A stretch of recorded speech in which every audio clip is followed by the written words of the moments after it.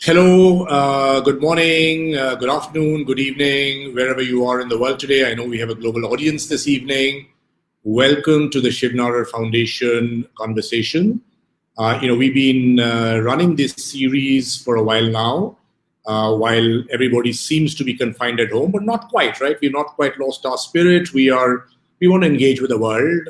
I think, the human spirit cannot really be chained. So these conversations are about optimism, they're about hope, they're about the future. Today, it's my privilege to be talking to and introducing all of you to someone who actually needs, no introduction. Arun Sarin, best known as one of the first Indian global CEOs who made a huge impact when he became the CEO of Vodafone way back in 2003. And under his tenure led to a huge global expansion of Vodafone, including its entry into several markets like Turkey, South Africa, and of course, many of you will remember in India, continues to remain a key player in the Indian market. So without further ado, let me bring on to the screen Arun Sarin, a resident of California, Silicon Valley, and our guest for this evening. Hi, Arun. Good morning. I know it's... Good morning, Saurav. How are you? You're up bright and early, and thank you for joining the Shiv Nadar Foundation conversations today. You're welcome. Old habits die hard. Old boarding school habits die hard. Absolutely. We know how it is. Get up at the ring of the bell, keep your work going, keep your spirits and optimism high, and that's what we hope over the next 45 minutes or so, Arun, that you'll be helping all our viewers who are watching you live at this point. We hope we'll infuse them with the same spirit that you have been introducing into all your ventures and your activities. Happy to be here. So, Arun, to kickstart this conversation, you are one of the celebrated global Indians. I mean, many of us remember you and are proud of you, and we love to say, Arun's one of our guys, who's been pitchforked from India, into the world and has, led many interesting things. I think what our viewers would be interested in is maybe talk a little bit about your origin, where you came from, your early life. You went to IIT Kharagpur, did brilliantly there, won the BC Roy Gold Medal there as the best all-around student. Talk a little bit about your early days in India, growing up, college, IIT. Happy to do that, Saurav. Before I do that, let's just, this COVID moment here, we're all in this storm together, but we're actually in different boats. And I just wanted to take a moment to think and even maybe pray for the less fortunate in this crisis. Some people are being medically affected, some people are being economically affected, some people are being socially affected. Some of us are very lucky that we haven't had it touch us too close to our homes and families, etc. But I think it really requires us to take a moment and think about, the less fortunate in our societies, whether it's here in the United States or in India. So I wanted to just start with that and say, I think about this. In terms of early days, born into an army family, the father was an army officer, and I think that has a lot to do with sort of how you grow up, with discipline and character. And then I went to a boarding school, King George's in Bangalore, now known as Bangalore Military School, on Hosur Road. And I was a boarder there with my brother, who's parenthetically also an army officer.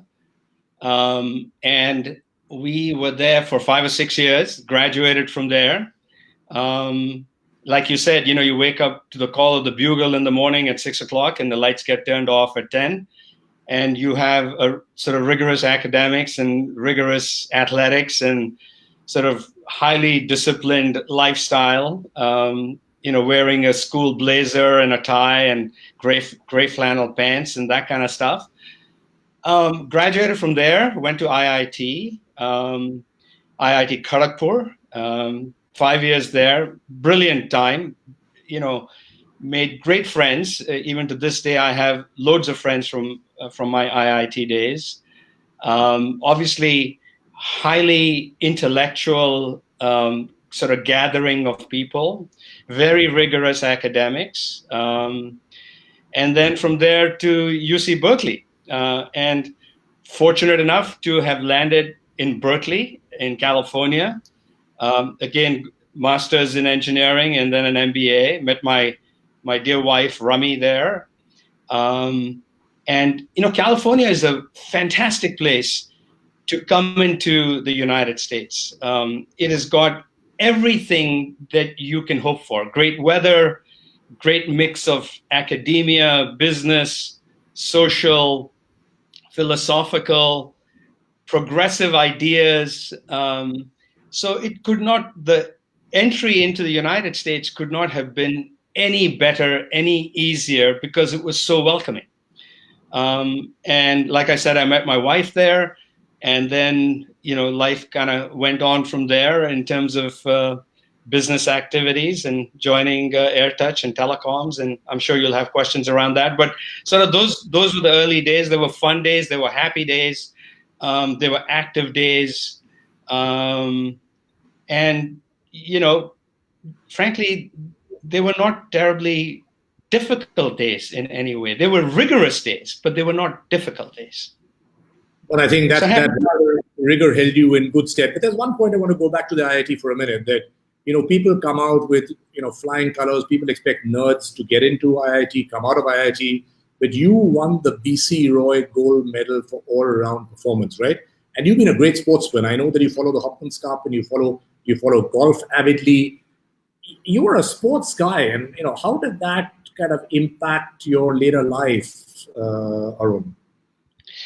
So look, I believe in, you have to have a great mind, but you also have to have a great soul and a great body to kind of put everything, this old saying in India, mind, body, soul kind of thing. I really believe that, because, to do what you end up doing, whether it's CEO of Vodafone or any other large company or an important startup, you need tremendous energy to do that. You've got to work 70, 80 hours a week for 20, 30 years to kind of make it big in whatever field you choose to become big in.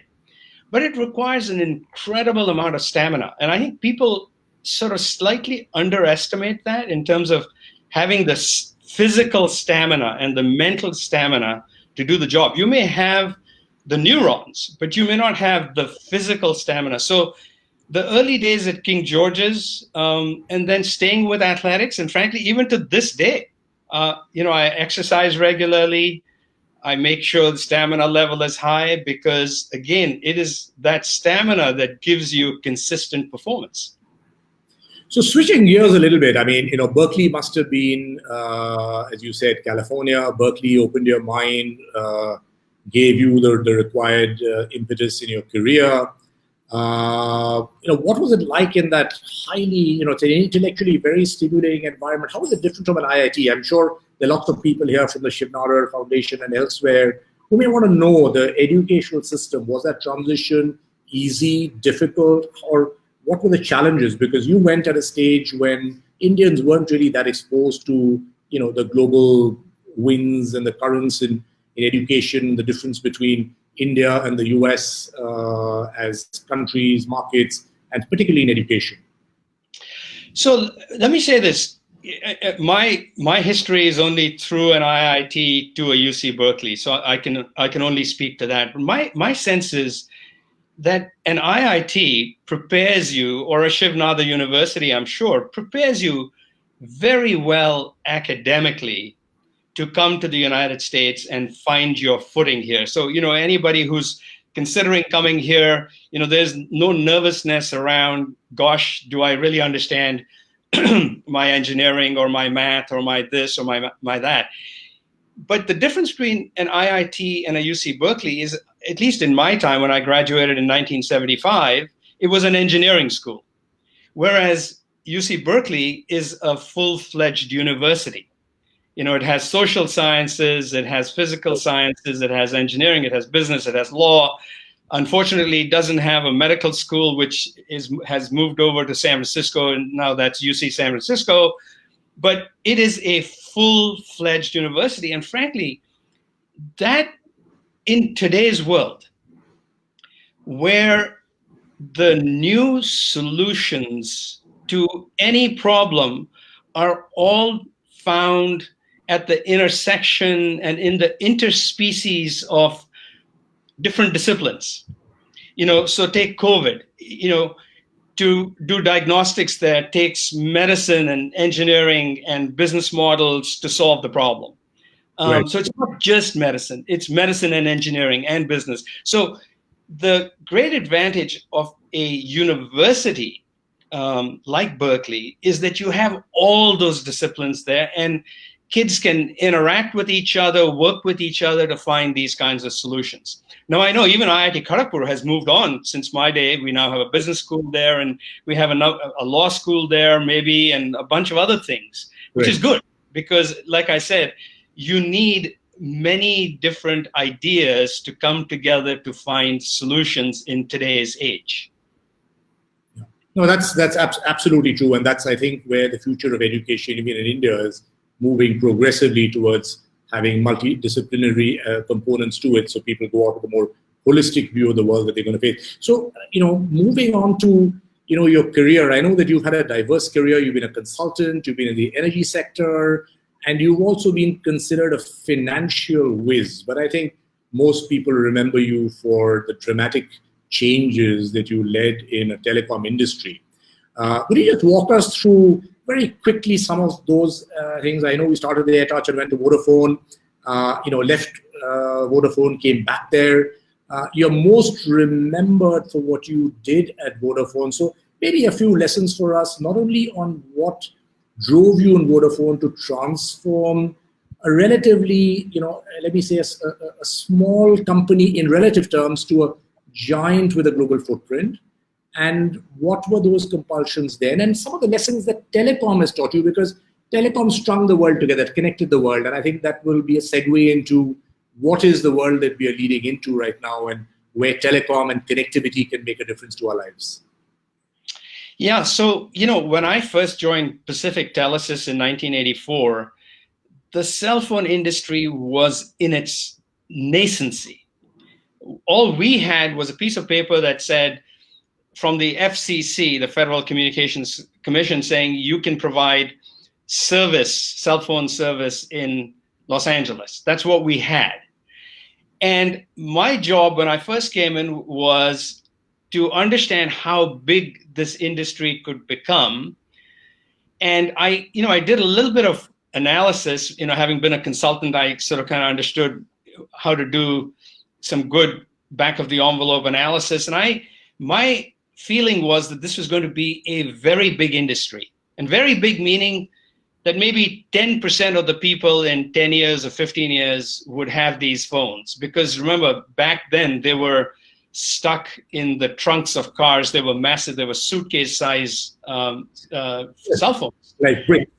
Yeah, exactly. Bricks. I mean, bricks came actually 5 years later, but at that time they were just in the trunks of cars. And so I thought maybe 10% would be, a good number. And if you did the math on 10%, it was going to be a massive industry. And so I was encouraging my company to go buy up all of these licenses all over the United States, so that we could cobble together a good cell phone system in the United States. Now, little did I know that I was wrong by a factor of 10, because actually 100% of the population has these phones. So one important lesson is, don't get hung up in early stage things. Don't get hung up on the precision or whether it was going to be 10% or 8% or 30%, as long as you can move quickly to grab that opportunity. Because absolutely, there were some people who said, Arun, you're absolutely wrong. This is a service only for rich people in cars and big limousines, so the number is going to be more like 1 or 2%. And if the number is 1 or 2%, it's a far less interesting business opportunity.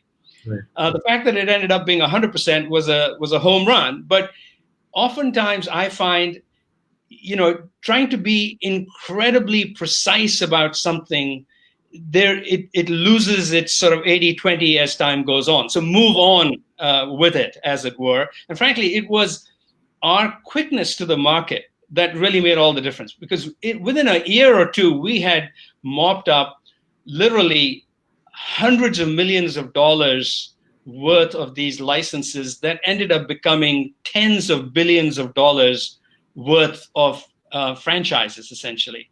Absolutely. So that's one lesson. And obviously, I was lucky to be at the right place at the right time, in terms of cell phone industry just burgeoning, and having joined a telecommunications company to help them diversify. So a little bit of luck, a little bit of pressing in, believing a little bit, holding firm to ideas, making them happen. Those are all sort of thoughts that come from the 1984 to 1990 days. And then we were so successful in the United States that we said, let's go overseas. And then in partnership with local big businesses like Mannesmann in Germany, Right. or Olivetti in Italy, or some banks in Spain, we won licenses all over Europe. And then my company, AirTouch, was sold to Vodafone. And then I later became the chief executive there. So it's been a fantastic. I couldn't have scripted my own life any better. I know, it was one hell of a journey. And, Arun, you were the poster boy, not just in the telecom industry, but for many Indians who still remember you so fondly. You put, an Indian face on global boards and the global CEOs, literally marking them out. I'm going to switch gears now and talk a little bit about the future, Arun. From your vantage position in California, Silicon Valley, you're an investor, you're a board member in Accenture, Cisco, and a whole bunch of, Charles Schwab. You have a good view of what's going on. Can you share with our viewers some of your thoughts around what should the human response, not just medical science, of course, the medical science is responding in an incredibly collaborative way. What are you seeing are the trends that are emerging, first from a human and a societal angle? How is business, evolving? Because the two have to, build a close relationship between them. And then I have another follow-on question on a larger global order. So you're asking a wonderful question, because, the state of the world, say 8 weeks ago, and the state of the world today, okay? I am pleasantly surprised as I watch the various companies that I'm involved in, both large and small, that 90% of our people are now working from home, whether it's in the United States or in Europe or in India or anywhere in the world. 90 to 95% of the people are working, and they're working at a sort of a 90, 95% productivity level. So it's not like they're working from home and they're really not that productive.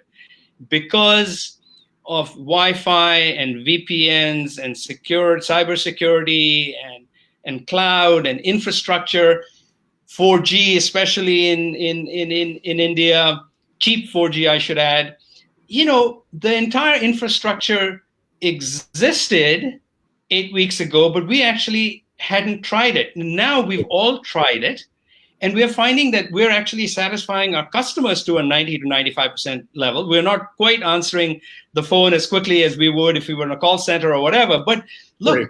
This 90 thing is tremendously important, because now we've all been exposed to this for 8 weeks, and we know that work can be done in a different way, in a way that's actually a net positive for society. I'm not saying and therefore all the work will all happen from home. I'm not saying that. But the mixing and matching, depending upon who you are and what your needs are, will be much greater in the future. Yeah. So I'm sorry, you were going to ask a question. Infrastructure existed, the tools existed, the software existed. I mean, Skype's been around for a long time. Even WebEx was there for a long time, but acquired by Cisco, the firm you're on the board of. GoToMeeting, they're all there. They've all been reinvented, made more robust. People have found security flaws. Frankly, it's good that they found security flaws. In fact, I keep telling people that, I'm glad hackers are working at it because it'll help make it a more robust platform. Correct. And hopefully, the internet viruses will be licked as the biological one will be licked at some time in the future, right? So you're a big believer in the fact that human beings will adapt to working from home, staying at home, and what solutions are you seeing will people find to normal, human behavior, or what is now the new normal human behavior? So, Saurav, as you know, I've been in the telecoms industry for, I'm going to say 30 plus years. I've sort of lost count. But as a guy who built these cell phone systems in the 80s and the 90s and the 2000s, from 1G to 2G to 3G to 4G to 5G, and then the internet infrastructure, we've been dreaming for the last 30 years that we would connect people in a way that telecommuting would be easy, that telemedicine would be easy, that teleeducation would be easy, that e-commerce would be easy. And frankly, as I watch what's happened in the last 20 years, and every time we had to do a business case for why 3G made sense or why 4G made sense or why 5G will make sense, telecommuting, teleeducation, telehealth always came up. The only thing that sort of has really lived out to its original promise, more or less, was e-commerce. What Amazon and others do for a living. And of course, we've seen a rapid ramp up for that as well. So e-commerce is well on its way, and obviously brick and mortar now has to be a little bit concerned about how much omni-channel do you do and all of this. But, that train has left the station. Right. Whereas I think in terms of genuine telecommuting, that train can leave the station in the coming months and coming years after COVID. If you think about telehealth, the number of health sessions that are now going on the back of the infrastructure, and both doctors and nurses and patients sort of getting used to the idea of a visit with a doctor on a phone, that I think has the potential of serving masses. And in fact, I'm a big believer in cell phone technology helping healthcare, especially in rural India or Africa or parts of the world where you don't have easy access to a doctor. Right. So telehealth has the potential of becoming a huge thing. All of you at Shiv Nadar University and others, I'm sure, are thinking about how to make a university or teleeducation. And whether you're in preschool these days, you're online doing preschool projects, or you're in third grade or fourth grade or fifth grade, or you're in high school or you're at university, all across the board, kids are now being exposed to online education. From the stories I hear from my friends and their children, etc., it is quite a hoot when a 3-year-old is trying to be educated by the kindergarten teacher or pre-kindergarten teacher. Equally, a 5th or 6th grader is no easier, and we all know how rowdy a high school or a university set of students can be. So, look. The point simply is, and in fact, as you know, I serve on the boards of some Uc Berkeley institutions here. Many professors who in the past meaning just 8 weeks ago, would say, listen, I really don't like this teleeducation stuff because I want to be able to see my students and get energy from them and impart energy to them, etc. They're all now saying, I'm now teaching a class with 800 kids. Why can't I teach a class with 8,000 kids or 20,000 kids? So that if you're a great teacher, maybe many, many more people can learn from you rather than just if you're enrolled at UC Berkeley or some other academic institution. Anyway, these changes are coming. Yeah. So they're basically profound, and in fact, they leave a lower carbon footprint on the planet. I mean, the changes are much deeper than what's just apparent. because they have a knock-on effect. I mean, as you know, in India particularly, people have been talking about seeing the Himalayas and the mountain ranges from places where you haven't seen them for decades because of the pollution. Birds have come back, and some of them are retracting now as the lockdown is easing up here in India and other parts of the world. So we fully understand that. But there's one more question I want to ask you before we open it up, because there are lots of audience questions that are popping up. Is that, Arun, once again, you're involved in UC Berkeley, so it's not just telecom. I think you're also a thought leader in various aspects.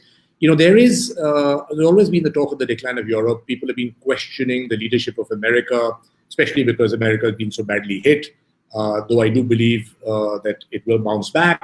There's been questions about China and its role in terms of the global leadership in the 21st century. And of course, that of India, which no one's quite figured out, right? Post-COVID, and there will be a world which will alter. In the new world order, running beyond telecom and societal habits, I'm talking of the politics and the economics and the way the global economy is going to interact with one another. How do you see the emergence of power centers? What's going to happen? So look, globalization started in earnest. It's been going on for a very, very long time, but in earnest and at a steeper curve since the year 2000, when China was introduced into the World Trade Organization, and sort of it just changed a lot, and it's made remarkable progress in the last 20, 40 years. The main point here for globalization to be successful is that we all have to play by the rules. And if you don't play by the rules of globalization, then there are some negative byproducts that get created. So my view is that what will happen now is that whether it is cost of capital, whether it is pricing on global market systems, people, as long as you're playing by the rules, you're welcome into the global community of nations that trade. Right. But if you don't play by the rules, then you will find much more pressure from the other countries that are playing by the rules. And for some time now, some countries haven't played by the rules, and frankly, there was no consequence for that. But now, I think the main difference is that there will be consequences, because it's now out in the open that that we all should be playing by the rules, because that's the only way we can trade in a sort of a global way around the world. Yeah. So my view is there will be some fits and starts and pushes and pulls and all of that, because for 15, 18 years, we've sort of lived in a certain way. But now there has to be a slightly different context and a level playing field, so that every country has the opportunity to produce the best with a level playing field, so that nobody has an unfair advantage just because they're either being supported by their government or something else. Right. So I think there is a little bit of a change in that will ensue. Right. No, and I think that's a good answer, because I think we don't know, and yet we know what patterns are emerging. I mean, I'm looking from an Indian perspective, but we have a global audience here right now. I think in many ways people are urging India, both within India and outside, to play a responsible part, whether it's in production of pharmaceuticals or vaccines, or even getting onto the world stage in a little bit more a visible manner. And maybe it's time for us to step up our leadership, efforts much more, and not necessarily in a dominating way, but in a helpful way. So Arun, what I'd like to do now is that we have about 15 or 20 minutes left on this conversation. We'd like to pick up some audience questions, and they're going to be coming along in just a moment. But while these audience questions come up, I want to ask you that you're on the board of an Indian company, Ola, which is the Uber of India. In fact, has in many ways a better brand recall. What is a company like Ola, which is a high-touch industry where you got to get into a taxi, share a closed space in the Indian summer in air conditioning with a mask on, right? How would companies like this respond? Restaurants, hotels, airlines, high-contact industries. I understand telecommunications is easy; it's low contact, or online education is easy. Telehealth and consultation is easy; even the procedures need to be done there. How would somebody like that respond? So look, one has to take a page from what the future here is going to look like. So, we're all familiar with how Ola works and all of that. And obviously, in time, as there's relaxation of movement and rules and all of that, we will have Ola cabs back. But, they'll be back in an interestingly, positively different way. You will find that safety of our passengers, safety of our drivers are absolutely key. And I'm not going to give you a heads up as to exactly what the service might look like, but the service is going to come back. It's going to be a better service. It's going to be a more pleasing service from a customer point of view. It'll be an entirely safe service. So Bhavish and his management team in India and globally are working on ideas as to how to make this experience a very safe and positive experience. More to come on this in the coming weeks. Thank you, Arun. I mean, I know you can't tell all and reveal all on this program, but we are looking forward to that as the economy opens up. So here are some audience questions. There are lots of them are coming in, and for those who are in the audience, if all the questions can't be answered today, we'll try and see as many questions that Arun may wish to answer. We will put them down, back for you on Facebook. So here's a question from Louis Miranda. What are your views on the Indian government's approach to attracting global business to India, given your experience with Vodafone? This is a great opportunity to move manufacturing plants from China to India. Can we get it right? So look, by the way, Louis Miranda is formerly from Citi and in IDFC, so he's coming in, I guess, from a fairly well-informed banking standpoint. Yeah. So look, India has been a good place to do business for a lot of multinational companies, but equally, from time to time, there are difficulties one way or another, and that happens in a lot of emerging markets. And my view is that India has a wonderful opportunity to actually bring in even more than has been possible in the past, both in terms of companies and technologies and capital, and kind of really having it be its shining moment over the next 10 years. Because like I said earlier on, there are certain things that have happened on the global front where people are going, hey, listen, we all want to play fairly, but if you're not playing fairly, we do need to put you in the penalty box for a little while. And I think that is the opportunity for India, which is, grab this opportunity, make sure this rule of law in India, English is the medium of commerce in India. I can list a whole bunch of things that you know well already as to why India is actually a pretty good place for a multinational corporation to do whatever it is that corporation does. It's just, more sort of making sure that things are on a level playing field, so everybody has an opportunity to succeed. And India has a great opportunity, in my view, in the coming years to actually grab even more of the multinational corporations' resources and, frankly, build India, and in the process of building India, sort of build the world as well.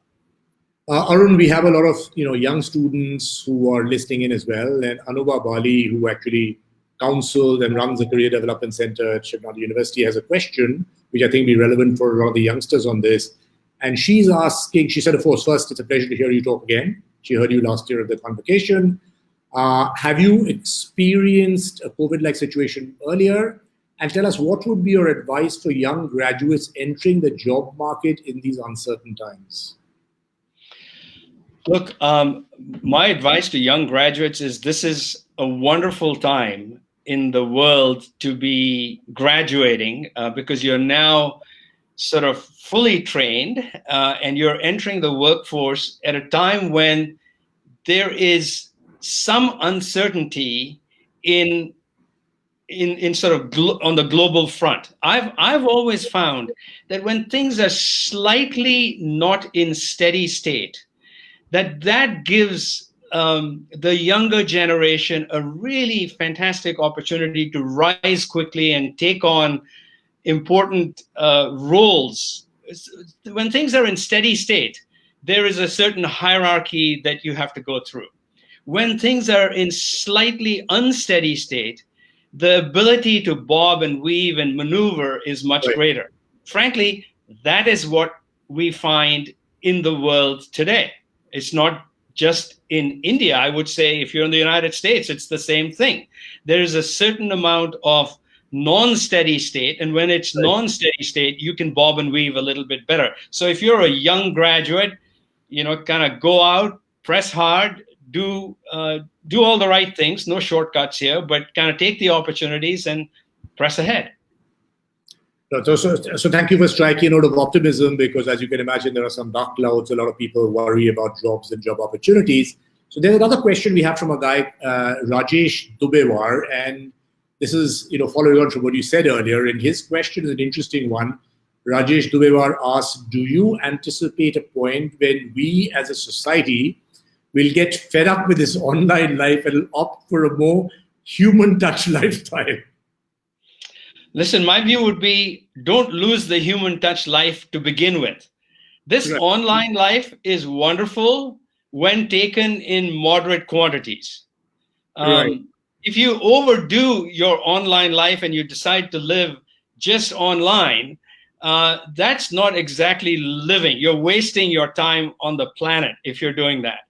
It is actually this combination of the things that make the online life interesting, because it's a source of information or entertainment or connectivity, but living in the present and living like a human being, that combination is what one should seek. Yeah, and let's be clear that what we are facing is a highly unusual situation. It doesn't mean that we cut off all human contact.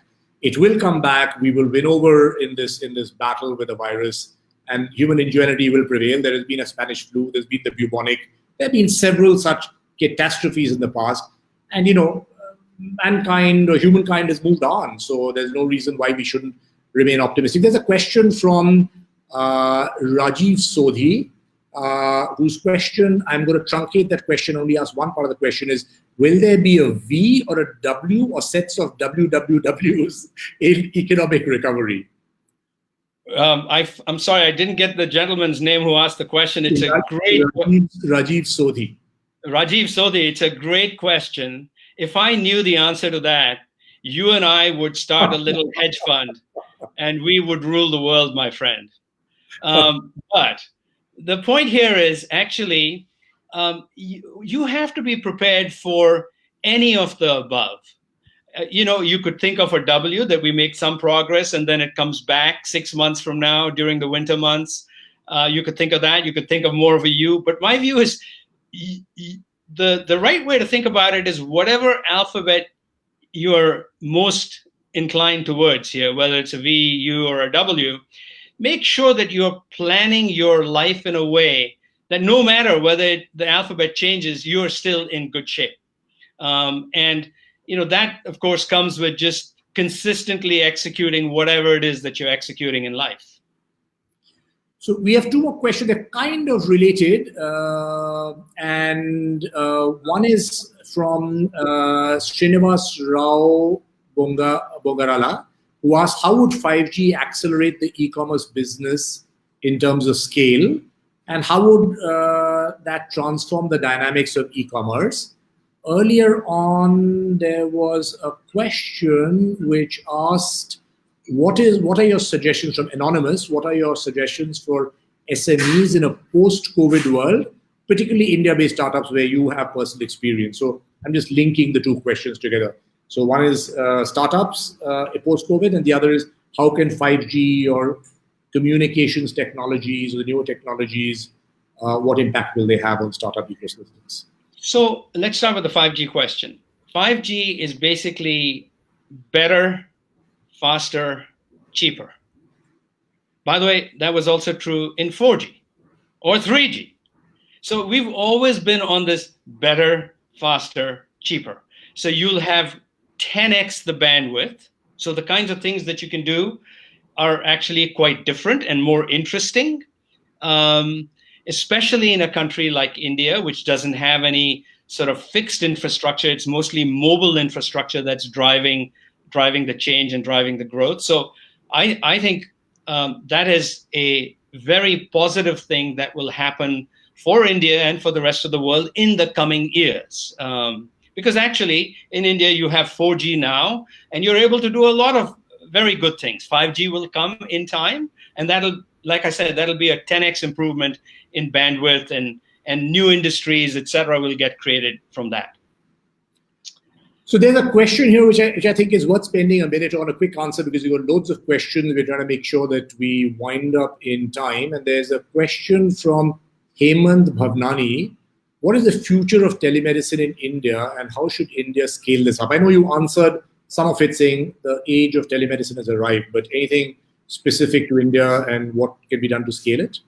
No, I think telemedicine in India is going to be hugely important, simply because of the number of people and the number of healthcare centers and doctors and nurses who can take care of you. That ratio is not very good. And for one to be able to scale that and improve the healthcare facilities, I think technology is going to play an incredibly important role. And technology in very interesting ways, so that the folks in rural India can get, or suburban India can get access to first-class healthcare, rather than only, for the privileged few who have access to the best medical treatment in India. So I think telemedicine and all the innovation that is going on around that will help, reduce the gap that we see in India. Okay. So Arun, as we conclude, it's almost 45 minutes since we started, and that's the time we've been given. But I as we close this session, I mean, I want to thank you deeply for sharing not just thoughts about your, where you started off in life, and you've been a role model for many in India. And I think what the world is looking for today, when there's this whole weight of COVID sitting on all of us, is leadership, inspiration, and positive news. Once again, from your vantage view, not only on the boards of companies, but as an investor and having seen so much happening around in the world, what are those 2 or 3 messages of hope, optimism, positivity, and good cheer that you want to leave behind with the audience as we wrap up this wonderful conversation with you? Saurav, first of all, thank you for this conversation. I've really enjoyed it. And as you know, I'm close to India. I come to visit India a couple of times a year, even though I live here in California, and obviously my family is from there. Look, this too shall pass. Right. We're in the middle of this crisis, and it feels very gut-wrenching and very constraining and all of that. But my view is this will pass. We're all in the same storm right now. We are all in slightly different boats depending upon where we are and all of that. And we should all sort of gather and help each other in this moment of difficulty. But in the coming months, this will pass, and we can take some very important life lessons from what has happened in the last 8 weeks and what might happen for a few more weeks. But this too shall pass, and things will be fine. Things will be better, and we can go about living life the way life is meant to be lived. Arun, that reflects very much the way many of us think, including at the foundation. We believe optimism is a very important virtue to literally carry with you at this point in time. It's really been wonderful. And for the audience, thank you wherever you are, whether you've woken up with Arun early in the morning on Pacific time or anywhere else in the world, or have stayed up before your dinner here in India. Thank you so much for joining this conversation. The recording of this will be available on the Facebook page. So those of you who want to watch it again or have friends who may want to hear from Arun, who I think has been absolutely captivating for the last 45 minutes. Arun, thank you ever so much. Have a wonderful day and with your family. And we hope that you'll get onto a plane and see us soon in India, or we can come to California and get to see you. And please keep sharing, positive, inspirational news from your end with all of us. Thank you so much. Safe. Thank you. Good luck. And thank you everyone for joining us today.